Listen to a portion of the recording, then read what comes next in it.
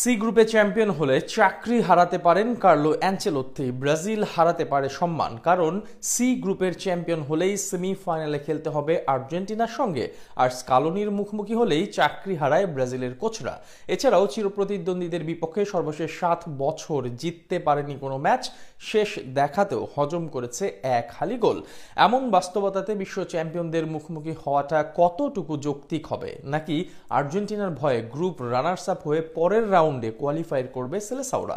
সবকিছু জেনে নেব রিপোর্ট। পৃথিবী সূর্যের চারদিকে ঘুরে, এটা যেমন সত্য তেমনি ফুটবল মাঠের এক বাস্তবতা হচ্ছে স্ক্যালোনির মুখোমুখি হলে চাকরি হারাবে ব্রাজিল কোচরা। এটাই এখন নিয়মের কাতারে পড়ে গিয়েছে। সর্বশেষ কয়েক বছরের বাস্তবতা তো সেটাই। দিনেজ দরিভাল স্ক্যালোনির মুখোমুখি হলেই চাকরি হারিয়েছে। এবারে কি তবে কার্লো আনচেলত্তির পালা?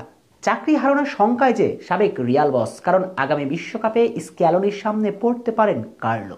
আর অতীত বলছে চাকরি হারাতে পারেন এই ইতালিয়ানো। শুধু কার্লো আনচেলত্তি নয়, সম্মান খোয়াতে পারে ব্রাজিল দলও। কেননা আগামী বিশ্বকাপের সি গ্রুপে অবস্থান করছে ব্রাজিল। এই গ্রুপে মরক্কো বাধা টপকিয়ে যেতে পারলেই 5 বারের বিশ্ব চ্যাম্পিয়নরা হবে গ্রুপ চ্যাম্পিয়ন।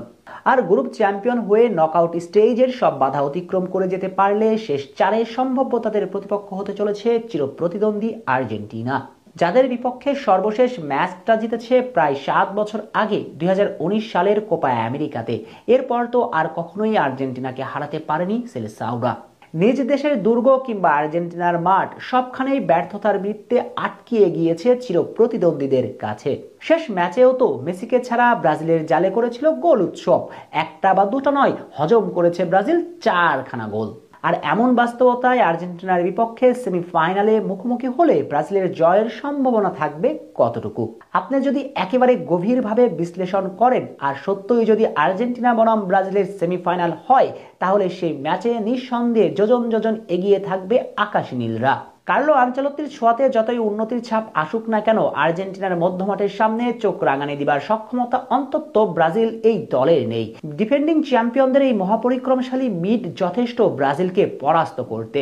এটা সাজানো বা মুখরোচক কোনো গল্প নয়, শেষ ম্যাচের বাস্তবতা কিন্তু সেটাই ছিল।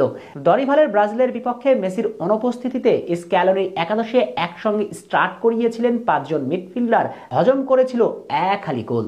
তাতে চাকরি হারিয়েছিল দরিভাল। তাহলে কি আনচেলত্তির কপালেও জুটছে সেই একই ভাগ্য? আর্জেন্টিনা ম্যাচের পরে চাকরি হারতে পারে কার্লো, আর সম্মান খোয়াবে সেলেসাওরা।